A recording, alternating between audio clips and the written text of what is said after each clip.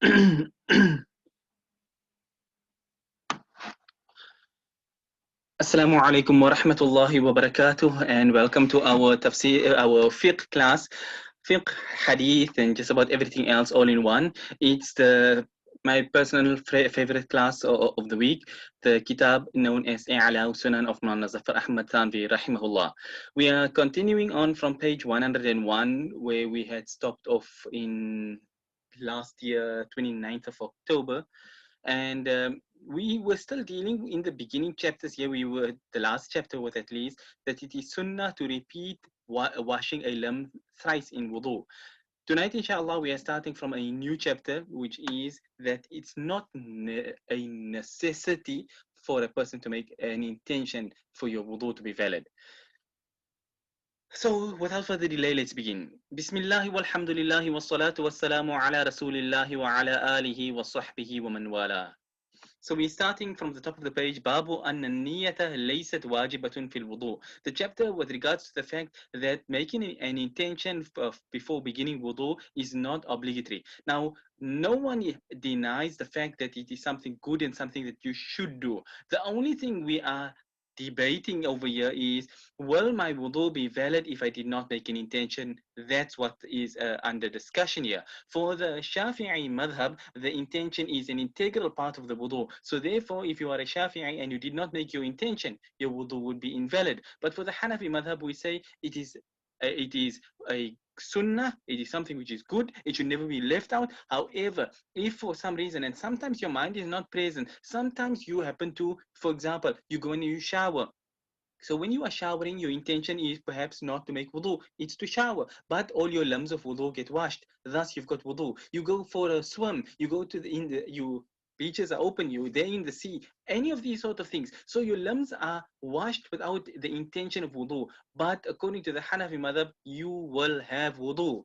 So that's the actual reason behind it. It's not that you are intentionally leaving the niyyah out. That's not what any Hanafi would ever make a statement like that. We all agree it's something good that you have to do, or at least when I say have to, I mean when you are doing things properly, it's something you must do. But when we're talking about validity, that's a different story.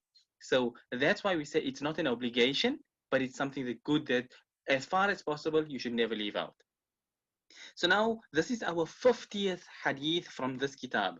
So we are beginning from the top, which is عن أنس رضي الله عنه قال. Anas radiallahu anhu, Anas ibn Malik, he narrates this hadith. Very famous incident. He says, قال خرج عمر رضي الله عنه متقلدا سيفه فلقيه رجل من بني زهرة فقال أين تعمد يا عمر. He says Hazrat Umar radiallahu anhu went out one day mutaqallidan sayfahu. He wasn't making taqlid of his sword, but rather mutaqallidan sayfahu means he hung his sword around his neck. And this was the way even Rasulullah sallallahu alaihi wasallam had hung his sword around his neck. So this is how it was a habit. You know, when you're planning on going to fight, then they would hang their sword around their neck. So Hazrat Umar radiallahu anhu came out like this with his sword hung around his neck. It's normal to find there, you know, for example, in today's time, if you got your gun and you got your gun in your holster, nobody will ask you a question like this. But if you're walking around with your gun in your hand, somebody's going to ask you, where are you going? What's the matter? So when they would hang their sword around their neck, it was, I'm going to fight someone right now. That's why Hazrat Umar radiallahu anhu, while wearing his sword around his neck in this manner, he passed by a man from the tribe of Banu Zuhra. Now, Banu Zuhra was one of the tribes of the Quraysh. So this man from Banu Zuhra, he said, Aina ta'amadu ya Umar? Where are you going, O Umar? At this time, this was in early Islam, before Hazrat Umar radiallahu anhu had accepted Islam. فقال أريد أن أقتل محمدا صلى الله عليه وسلم. So Hazrat Umar radiallahu anhu told him, I am going to kill Rasulullah sallallahu alayhi wasallam. So the man said, قال وكيف تأمن من بني هاشم وبني زهرة وقد قتلت محمدا صلى الله عليه وسلم. So this man from Banu Zuhra, he said, how will you be safe from Banu Hashim and Banu Zuhra, the big parts of the Quraysh, if you like, think through what you are trying to do. You want to kill the Rasulullah sallallahu alaihi wasallam while he belongs to the as you can say, to the nobility of the Quraysh. if for no other reason, despite the fact that the Quraysh were mushrikeen, but you were not going to come in and kill one of their own and they were going to just let it go. So he said, how will you be safe from both Banu Hashim and from Banu Zuhra, two big portions that make up the Quraysh? If you kill Rasulullah sallallahu alaihi wasallam, they will most certainly kill you. How do you think you'll get away with it? So Hazrat Umar radiallahu anhu, he said, فقال ما أراك إلا قد صبوت. Hazrat Umar radiallahu anhu, he was never a simple-minded person. Immediately he knew what this man was saying. So he said, "Ma araka illa qad sabauta." I see nothing but that you had become a sabauta. In early Islam, when the mushrikeen wanted to use the term to say that you have left their idols, they would use the word sabau. So you like sabauta in this, sabautuma, like this, like become a sabi and things like this. They didn't say you become a kafir, because obviously they didn't have a kafir.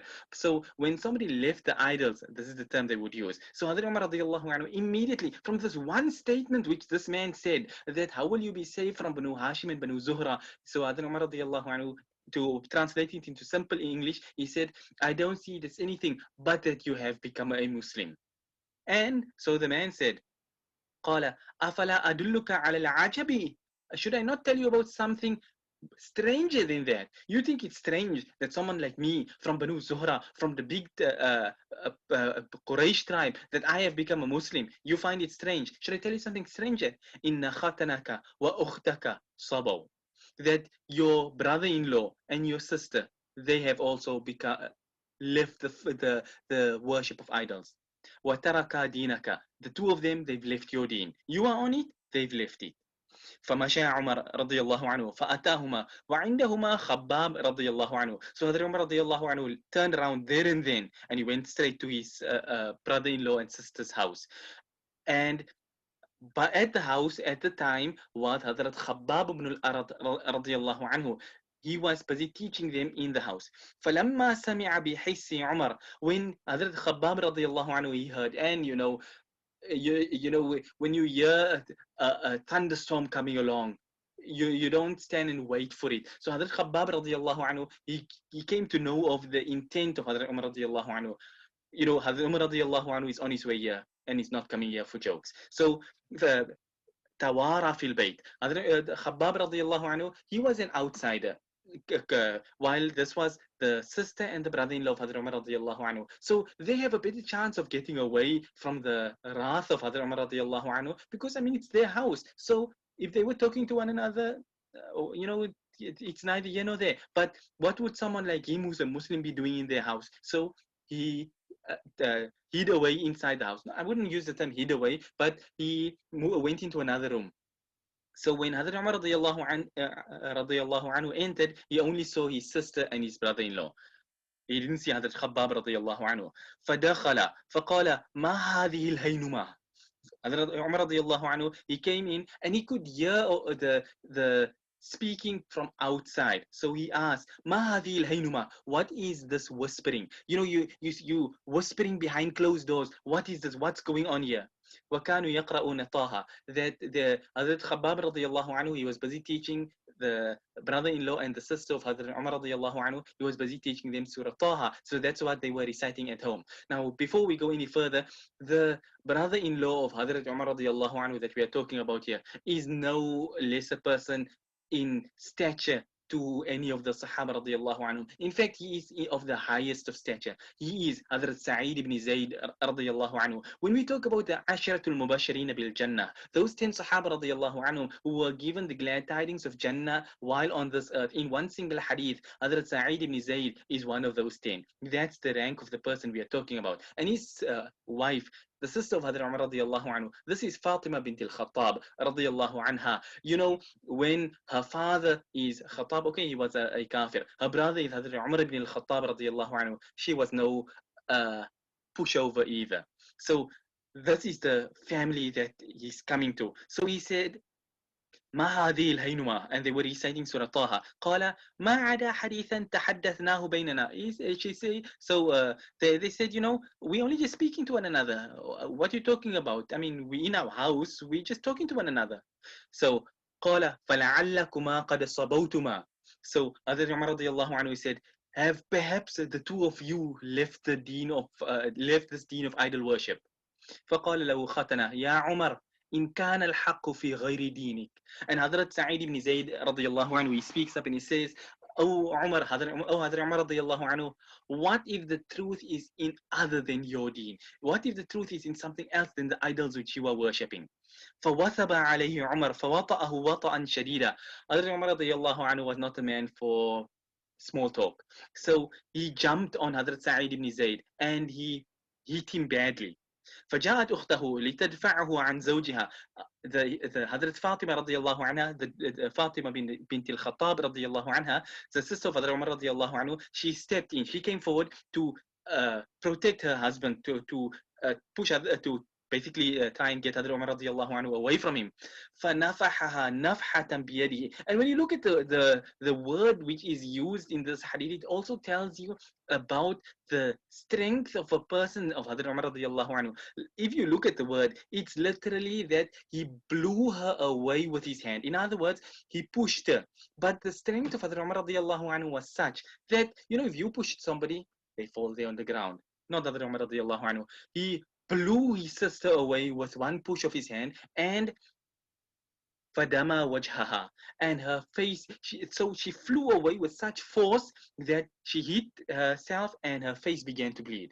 فَقَالَتْ وَهِيَ غَضْبَاء. And this is now shows the character of Hazrat Fatima bint al-Khattab radiallahu anha. She says, in the state where the blood is running down her face and she's angry, she's not rolled up in a ball there crying. She's angry and she says, وَإِن كَانَ الْحَقُّ فِي غَيْرِ دِينِكَ إِنِّي أَشْهَدُ أَن لَا إِلَهَ إِلَّا اللَّهُ وَأَنَّ مُحَمَّدًا عَبْدُهُ وَرَسُولُ اللَّهِ. She says, and she tells Hazrat Umar radiallahu anhu, even if the truth is in the deen other than yours, I bear witness that there is no God but Allah, and that Muhammad sallallahu alaihi wasallam is the messenger and the slave of Allah. And this comes Hazrat Umar radiallahu anhu. So he stops. He sees the situation his sister is in, the blood running down her. He leaves his brother-in-law as well, and he says, فقال عمر أعطوني الكتاب الذي هو عندكم فأقرأه. Hazrat Umar radiallahu anhu, he addresses his sister. He says, bring me this book which is by you so that I can read it. Because the Quran used to be written on pieces of bone, paper, not paper, but wood and stuff like this at the time. So the Quran was not in a Mus'ab form as it is today, because this was very early Islam. So they had a portion of the Quran, the portion which was Surah Taha, which was what Hazrat Khabbab radiallahu anhu was busy teaching to them. So Hazrat Umar radiallahu anhu was from the nobility, the noble people. So he was able to read and write and all those sort of things. So he said, bring me this book which you have by you so that I can read it. It's like Hazrat Umar radiallahu anhu, at this point, his mind was open. So he was like, let me see this. What is it that makes you stand up so much for a deen? I want to see what it's about. And then it goes further. And he says, وَكَانَ عُمَرُ يَقْرَأُ الْكِتَابِ. The Hazrat Umar radiallahu anhu used to be able to read books because of the fact that he was, like I say, he was learned, he was lettered, he could read and write. Many other Sahaba radiallahu anhum, they couldn't read and write. So now we look again once more at the character of the sister of Hazrat Umar radiallahu anhu. فقالت أخته إنك رجس وإنه لا يمسه إلا المطهرون فقم فاغتسل أو توضأ.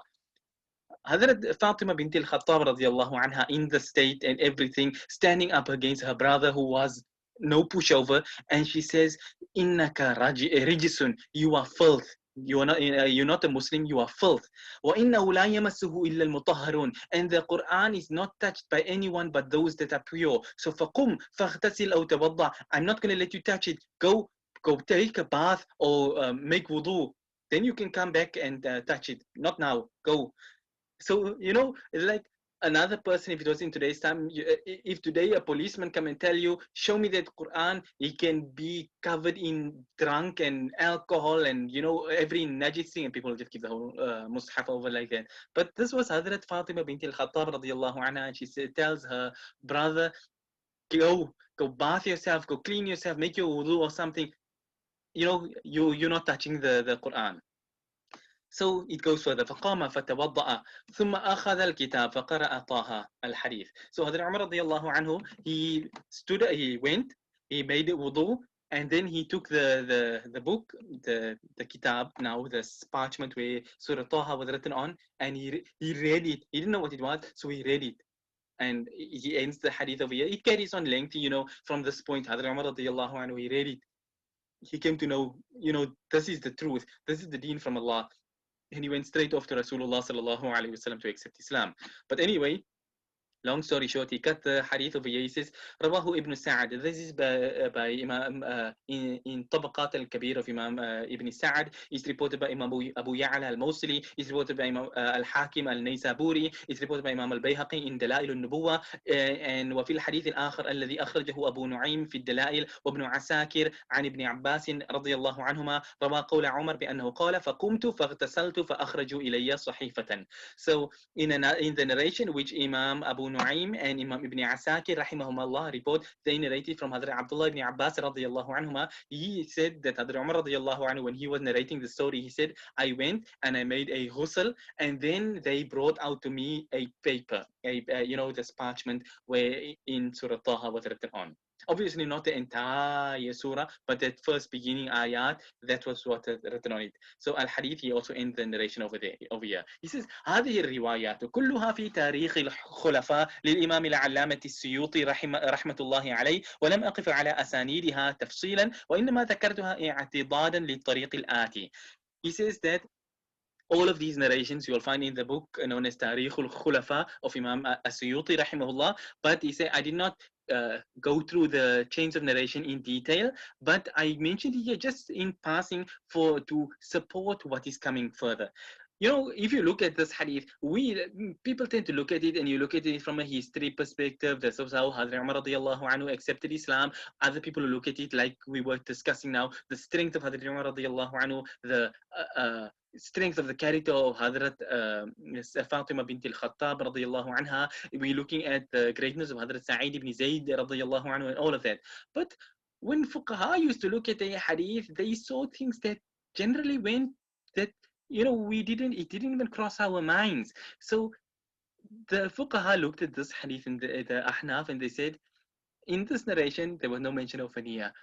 And on the basis of that, among all the other proofs, but this hadith, which you may think it would not cross your mind that this hadith can be used as proof in this regard. That's how much they apply their minds to everything. So the reason this hadith is being quoted here, we're not doing the Riyadus Salihin, one of those kitabs where we are delving into the hadith, or at least the fadail and stuff like this, virtues of the Sahaba. We're not doing that. But yet this hadith is coming here for the point to prove one thing, that you don't necessarily need an intention for your wudu to be valid. Okay, so I don't want to spend all night speaking from a history perspective, because even though it's something enjoyable, but we do also have classes to do. So anyway, this hadith is being quoted here simply for the purpose of establishing one fact, that an intention is good, but it's not a necessity. Let's move on to our next hadith, the 51st hadith. حدثنا أحمد بن محمد بن إسماعيل الآدمي، حدثنا محمد بن عبيد الله المناوي، قال حدثنا إسحاق الأزرق، قال حدثنا القاسم بن عثمان البصري عن أنس بن مالك رضي الله عنه قال خرج عمر متقلدا السيف فقيل له إن ختنك وأختك قد صبوا، فأتاهما عمر رضي الله عنه وعندهما رجل من المهاجرين يقال له خباب، وكانوا يقرؤون طه، فقال أعطوني الكتاب الذي عندكم أقرأه، وكان عمر يقرأ الكتاب، فقال له أخته إنك رجس ولا يمسه إلا المطهرون، فقم فاغتسل أو توضأ، فقام عمر رضي الله عنه فتوضأ ثم أخذ الكتاب فقرأ طه. رواه الدارقطني وقد جوده في نصب الراية، فقال أثران جيدان فساقه وآخر. Okay, I read the whole narration in one go, so let's just quickly go through him, because it's basically the same thing. It's just reported from a different chain of narration, from Ahmad ibn Muhammad ibn Ismail al-Adami, from Muhammad ibn Ubaidillah al-Munawi, from Ishaq al-Azraq, from Al-Qasim ibn Uthman al-Basri, from Hadrat Anas ibn Malik radiyallahu anhu, who said, Hadrat Umar radiyallahu anhu went out one day carrying his sword around his neck, and it was said to him, your brother-in-law and your sister, they have left your deen. So he went to them, and they had a man from the Muhajirin whose name was Khabbab.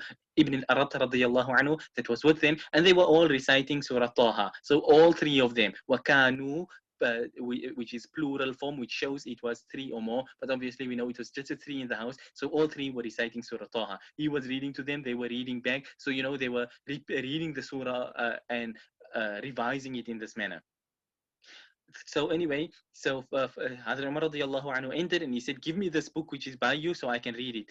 It's cutting down, shortening the narration. And he says Hazrat Umar radiallahu anhu used to be able to read books. So his sister told him, you are filthy and none may touch the Quran except those that are pure. So go and make ghusl or wudu. And this is another point for us as the ulama of the madhahib. We say that none may touch the Quran except those that have إلا المطهرون لا يمسه إلا المطهرون. Here we have Sahaba radiyallahu anhum using the ayah to show that you need to have wudu in order to touch the Quran. Now you will find certain people, Salafis today, and they say you don't need wudu to touch the Quran, and that the ayah that mentions with regards to لا يمسه إلا المطهرون, that refers to the malaika touching the Quran in the Lawh Mahfuz. It don't refer to the Mus'ab in front of us, but we have sufficient proofs from the hadith and the practical lives of Sahaba radiyallahu anhum, all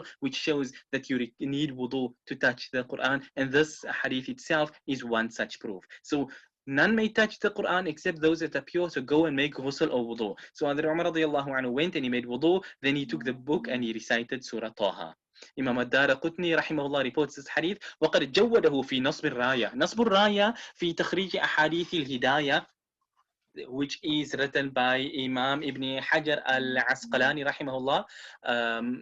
Imam Ibn Hajar al-Asqalani and Imam al-Zayla'i rahimahumullah and others as well, they wrote these kitabs which is with regards to the ahadith which have been used in Hidayah. So Nasbur Raya fi Takhrij Ahadith al-Hidayah is the actual name of the kitab. So anybody who does the al-Hidayah of Imam al-Marghinani rahimahullah, this is it's necessary parts of the kitabs that you need to do as well. But in any case, so it's mentioned in the kitab there that Atharani Jayyidan, that the chains of narration for this hadith, which is reported by Imam al-Daraqutni, and another one, both of them, their chains are Jayyid. So when we're talking about Jayyid, Jayyid is one of the gradings, which means it is a good, reliable, authentic narration. So,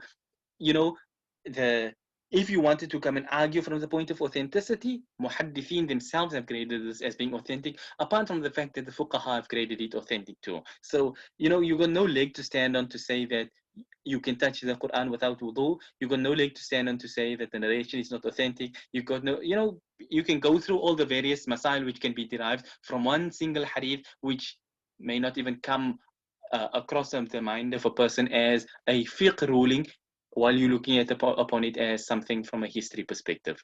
Any case, قال تعالى وأنزلنا من السماء ماء طهورا. Okay, he says, Allah Ta'ala says, and we have sent down from the sky pure water. He moves on to, okay, we've got a couple of minutes. Let's see if we can do quite a lot. Let's see, maybe we can push, and maybe Zoom will give us a couple of minutes extra and we can actually finish this chapter.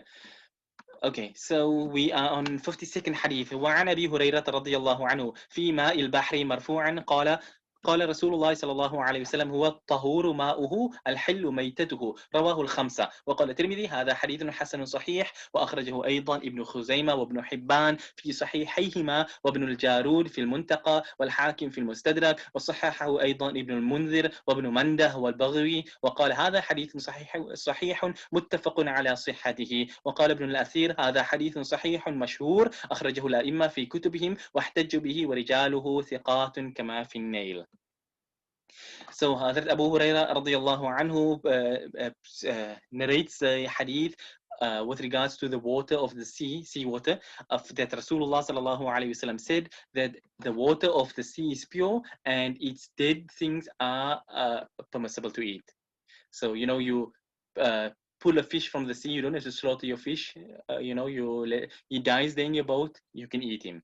He says this hadith is reported by Al-Khamsa. Who's Al-Khamsa? Is this some new Imam? No. Al-Khamsa means when they're talking about the Sitta or the Khamsa, it refers to the 6 famous books of hadith would be the Sitta, and the Khamsa would be now only 5 of them. So he says, Imam at-Tirmidhi reports it, and when he comments on it, he says, هذا حديث حسن صحيح. So Imam at-Tirmidhi grades it as Hasan Sahih, the highest level of authenticity that Imam Tirmidhi is concerned. He says the hadith is furthermore reported by Imam Ibn Khuzaymah in his Sahih. It's reported by Imam Ibn Hibban in his Sahih. Imam Ibn al-Jarud reports it in Al-Muntaqa, which is his collection of hadith. Imam al-Hakim reports it in his Al-Mustadrak al-Sahihain, which is his collection of hadith. It's graded as authentic by Imam Ibn al-Munzir and by Imam Ibn Mandah and by Imam al-Baghawi and others as well. He said, they mentioned that this hadith is sahih, muttafaqun ala sihhatihi, its authenticity is agreed upon. Both Imam Bukhari, Imam Muslim, everybody agrees upon the authenticity of this hadith. Imam Ibn al-Athir, says this hadith is authentic and well known. It's reported by the Imam of hadith in their books, and they use it as proof, and the narrators that are in it are all authentic, as is mentioned in An-Nail, which is Nail al-Awtar of Imam Shawkani, rahimahullah. All right, so that's basically the point that he was bringing in here to show that the niyyah is not wajib in wudu, and everything else that follows here is, the commentary on the points from the innamal a'malu bin niyat, the Shafi'i argument, and how we argue, or at least how we answer that argument, that a'malu bin niyat is one thing, validity is something else. Every argument that the Shawafi have come up with and how we respond to it, all of these type of things you'll find in all this pages that I'm skipping by here. It's not a hadith, it's the proof from a Hanafi perspective, and the proof for which the Shafi'iyya bring up, and how we answer it, so that at the end of the day, when you've read through all of this, you say there's no question over the fact that our proof is quite authentic and strong. Okay, so that's that. I'm not going to jump into the next chapter, which is, as you can see, is hadith number 53. So 50, 51, and 52, the 3 ahadith which we have done. At least we've done 3 ahadith for the night, which is actually quite an achievement, even though it may seem like it was something small. But like I say, the point of this kitab is how you appreciate the works of the ulama so much more when you go through a kitab like this here, because you see how in depth they thought about things. We would, like I say, we would look at the hadith like that, and it wouldn't occur to us that it can be used in this way. Not that you are stretching the truth. No, it is something that literally it's written there, but your mind don't think about it, because you are, it's like they say, you can't see the wood for the trees. So now you're busy seeing all the trees around you, the story, the emotion involved and stuff like this here, and you don't see all the fiqh rulings which are incorporated in it as well. So you look at it, you derive 2-3 lessons. Fuqaha look at it, they derive 30-40 lessons. That's the difference. Now you look at it and you see, when we say the ruling is like this or like that, according to the madhahib, it wasn't pulled out from somebody's back pocket. It was rigorously authenticated from fuqaha and muhaddithin, and there are principles behind everything. There are thousands of ulama that have graded it as such and things of the sort. Not just I decide, me, myself, and my pet, we decide that we're going to say it's authentic or we say it's not authentic. It don't work that way.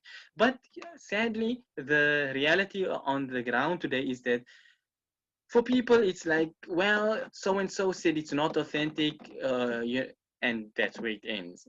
And you say, when we're talking about knowledge, when we're talking about qualifications, when we're talking about any of the facets that you can bring up, how can you compare the two? How can you compare any Salafi of today with any of these Imam? These were Huffaz of Hadith. And when we talk about a Hafiz of Hadith, we're not talking about some hafizab, as people like to say, we're talking about a person that memorized 100,000 hadith. We're talking about a person who not, like for example, الطهور ماؤه الحل ميتته. There you go. There's a hadith. No, no, no. We're talking about, you know, every person in the chain of narration, right up to Rasulullah sallallahu alaihi wasallam, times 100,000. We're talking about people like that. So it's, yeah, you understand why when you find some ulama they just dismiss Salafi arguments and Salafis and stuff like that, it's not because they don't have an answer. It's that when you look at the two in comparison to one another, it's like it makes you, like, you think, can you be sane and actually argue against the great ulama? Not because you worship people, no, but because we're talking about giants in the knowledge versus someone who came the other day who can't do anything without having to rely on those same people's books, but yet he want to come act as though he knows better than them. That's the end result of what we are dealing with. But any case, we didn't really do all that much in tonight's class. Like I say, we did three ahadith, but we basically just touched on the point that an intention is not an integral part of the wudu. I think we could have touched on it in the past as well. Let me just see. تكرار الغسل, finishing the thing. Let's see. Okay. Question which just come in. Wa alaikum assalam. When one is showering, one doesn't need to do the acts of wudu separate to showering while showering, even when it's not a ghusl. Like, it is sufficient for a shower to count as wudu without needing to do the acts of wudu in the shower as well. Okay. Now, here comes a separate issue. One is when you are having a ghusl, and one is when you are having there's ghusl, there's a shower, there's wudu. Just to put them each one separate. I was actually speaking this to one of the UK ulama just the other day. But any case, so you have the shower. You don't need a ghusl. You're just going to shower. If you happen to have had your morning shower, you've obviously, your face has been washed, your arms have been washed, your feet have been washed. You've wiped obviously over your head because obviously you weren't wearing a shower cap. If you're wearing a shower cap, it's a different story. Your wudu would not be valid because the shower cap would have kept the water off your hair. But obviously, not wearing a shower cap would mean the water got on your hair. You naturally wiped your head, and thus your wudu is valid. So if your limbs have all been washed, you did not have an intention for making a wudu, but as far as the Sharia is concerned, you would have wudu. What we would say, yes, it is something which is good. You're going to shower now. You make an intention as well that uh, I'm going to make a wudu. And what I would say as well is, you make your intention for your wudu and you wash your limbs in the order of wudu while having your shower. We should not reach the point where we abandon the making of wudu simply because your shower counts as wudu.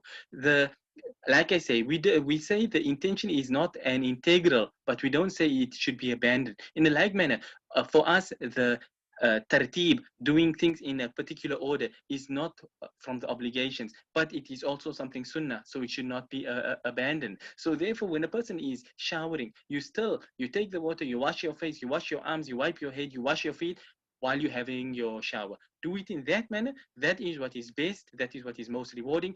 But when we're talking about validity, if you just had your shower without an intention, obviously your hair would have been washed first, long before any other part of your body. So therefore, obviously tartib is also out of the window. So therefore, your wudu your shower will still count as a wudu, and you would not be required to repeat your wudu. But obviously, the reward would be less than the person that has made his intention, that has made it with tartib. So therefore, try not to avoid that, because again, one thing I will mention over here is that wudu has got perks that come with it, and the perks are only gotten to the full extent when you make a wudu, a proper wudu. And when the ulama talk about a proper wudu, they talk about doing all the obligations and the sunan. So you've rinsed your nose and your mouth, and you've made khilal of your fingers, if you're a man, khilal of your beard if you're a woman, At least I hope you don't have beards to make khil out of. But you do all of the sunan and everything of your wudu, then you have a perfect wudu. Otherwise, if not, then your wudu is deficient. And if your wudu is deficient, then think of it as a shield which is rusted. Now you're going to into battle with a rusted shield. It's not going to protect you as strong as that brand new, supported armor and shield. So that's where the point, I spoke about this just the other day with regards to a person, you making your salah and stuff like this here, but you find that you are still falling into sin. So the ulama have said, when you are making your inna salata tanha anil fahsha'i wal munkar, that your salah prevents you from lewdness and sin, then it refers to a salah which is performed properly, fulfilling all the obligations and everything, and it is preceded by a wudu which has been made properly with all of the conditions and everything attached. So it's something which it's got a ripple effect, so it should not be abandoned. But at the end of the day, sometimes a person, you just happen to go in, you have your morning shower, you didn't think about it, you came out, you're in the habit of doing it, so you made your dhuhr salah, and then you remember, hey, you know what, I didn't make intention, I didn't do tarteeb. We will say, yes, your salah, everything is all fine, not a problem with it. And if you touch the Quran, everything is all fine, because your wudu is counted as being valid. It's just that doing it as a norm is one thing, but nothing should be done to the point that you abandon the sunnah because you are too lazy and stuff of the sort. So any case, make a long story short, you don't need to do it separately for your wudu to be valid, as long as all the parts and everything are washed and wiped and stuff like this here. But it should be done. It should never be abandoned as far as possible. And Allah knows best. All right, we've got about 2.5 minutes left. If anybody has any other questions, otherwise we will end on this point here, inshallah ta'ala, until next week, where we will continue on from the next chapter, which is on page 109. All right, I don't seem to be getting any further questions, so I assume that's probably it for the night. All right, so that being that, then we end on this point here, inshallah ta'ala, until next time. Wa sallallahu wa sallam wa baraka ala nabiyyina Muhammad. Subhanallahi wa bihamdihi, subhanaka Allahumma wa bihamdik, nashhadu an la ilaha illa anta, nastaghfiruka wa natubu ilayk. Wassalamu alaikum wa rahmatullahi wa barakatuh.